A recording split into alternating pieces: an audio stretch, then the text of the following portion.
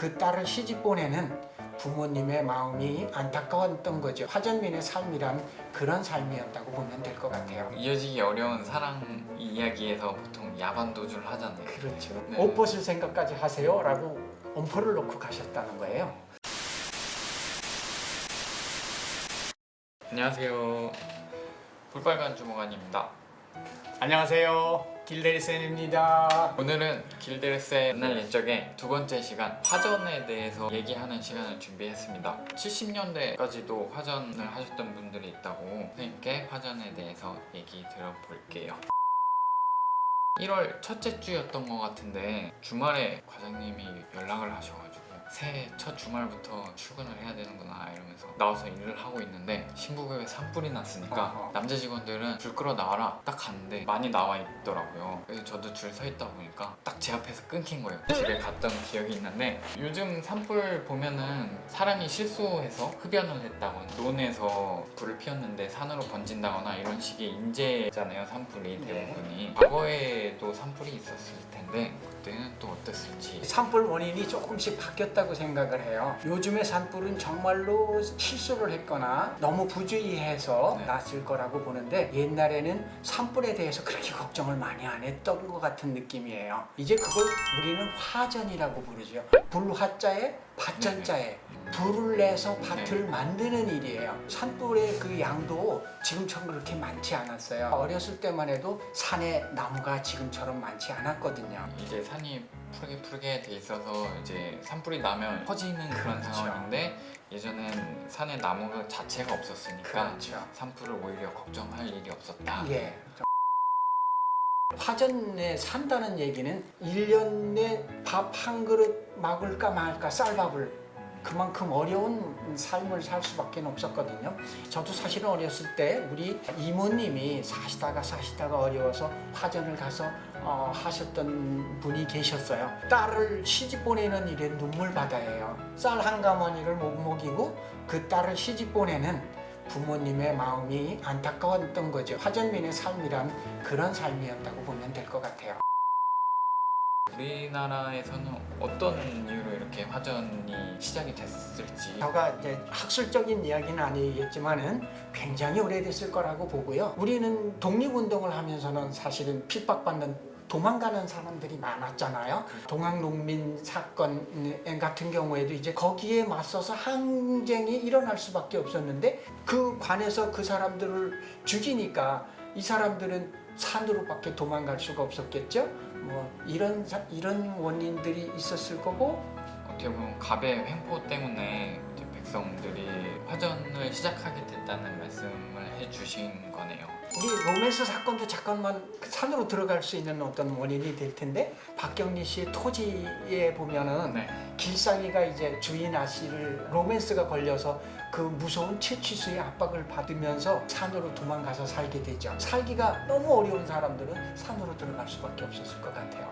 이어지기 어려운 사랑 이야기에서 보통 야반도주를 하잖아요. 그렇죠. 그런 야반도주를 산으로 갔다는 거네요. 말씀해 주시는 거 보니까 화전에 대해서 알고 계신 게 굉장히 많은 것 같아요. 그럼 뭐 경험이 있었던 건 아니세요? 예, 직접 뭐 경험은 이모 댁에 놀러 갔던 것이라든지 뭐 주변에서 볼 수 있었지만 사실은 제가 화전을 담당도 해봤어요. 담당이요? 네, 담당이라고 화전 담당. 하시면 면사무소, 동면사무소에 이제 발령을 받았을 때 화전 담당을 했거든요. 제가 직접 경험도 했다고 봐야죠. 실제로 화전민들을 만나보기도 하셨겠네요. 당연하죠.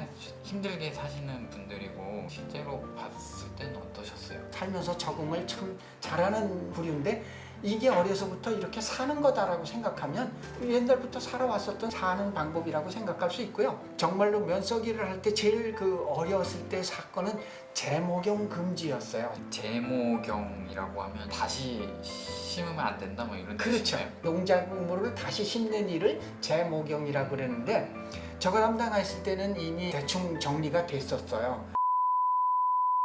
오늘 저희가 얘기할 게 화전 정리 사업인데 이게 언제부터 시작된 거예요? 시작되기는 60년대 중반서부터 시작됐어요. 그때 10개년 계획을 세웠었거든요. 네. 1974년도에 박정희 대통령이 강원도에 오셔가지고 3년 내로 화전 정리를 마무리 짓지 못하면 옷 벗을 생각까지 하세요라고 엄포를 놓고 가셨다는 거예요.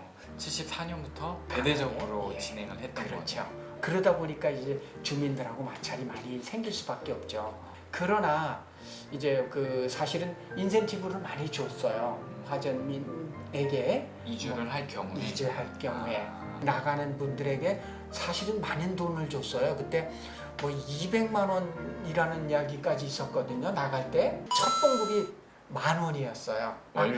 월급이 만 원. 10,000원이었는데 네. 이주 그때 정착민한테는 200만 원을 줬던 거예요. 내 삶의 방식 그리고 내가 먹고 사는 방식을 버리고 집 한 채라는 거는 적정하지 않을 수도 있을 것 같거든요. 많아 보이긴 하는데 좀 생각을 더 해보면 실제로 그렇게까지는 아니라는. 처음에 뺑기통으로 여기서부터는 더 이상 그 화전을 하면 안 됩니다 하는 빨간 돌에다가 페인트를 칠했어요. 그래서 우리 뺑기통이라고 그때 네네네. 불렀는데 페인트. 네, 페인트통. 페인트통. 웃기죠? 그걸 가서 못하게 다시 돌을 칠하고 내려오면 밤에 도끼를 들고 죽인다고 찾아오는 거예요.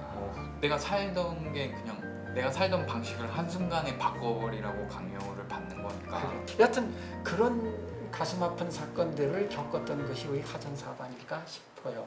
아까 중간에 환송식을 해줬다고 하셨는데 관의 입장에서 홍보하려고 한 건 아닌가. 가는 분은 사실은 너무너무 서글프고 나를 팔고 간다라고 어떻게 보면 자식 때문에 단행하지 않을까 싶어요. 내가 살던 방식, 내 자식이 없다면 이런 짓을 안 해요. 남은 제대로 삶을 살게 하겠다는 이런 결단이 아니면 이런 일이 있을 수 없고, 사실은 지금도 이제 그때 이주했었던 그런 정착촌들이 사암리에도 있어요. 우리 춘천에 찾아보면 그때의 집단으로 이주시켰던 그런 부분들이 사암리에도 지금 존재하고 있다고. 우리 현재까지 이어져 오는 삶이라고 보면 될 것 같아요. 제가 이번 편을 준비하면서 사진을 찾아보는데 산에 나무가 있는 사진이 거의 없었어요. 옛날 사진을 보면 되게 당연하잖아요. 푸른 산에 내가 산에 가서 그런 나무를 볼 수 있고 산을 즐길 수 있다는 게 푸른 산이 되기까지 이런 사연이 있었다는 걸 오늘 알게 된 것 같습니다. 지금 그 말씀 듣고 보니까 봄내라는 말의 뜻에 다른 뜻도 있어요. 사실은요. 봄에 물이 흐르는 게 살기 좋은 말이라는 뜻이 숨어 있거든요. 봄에 냇물이 흐른다는 말은 그만큼 산이 녹화되어 있고 잘 되어 있다는 얘기거든요. 봄에 냇물이 흐르려면 산에 나무가 많아야지만 봄에 그렇죠? 냇물이 흐를 수 있다 이런 예. 말씀이신 거네요.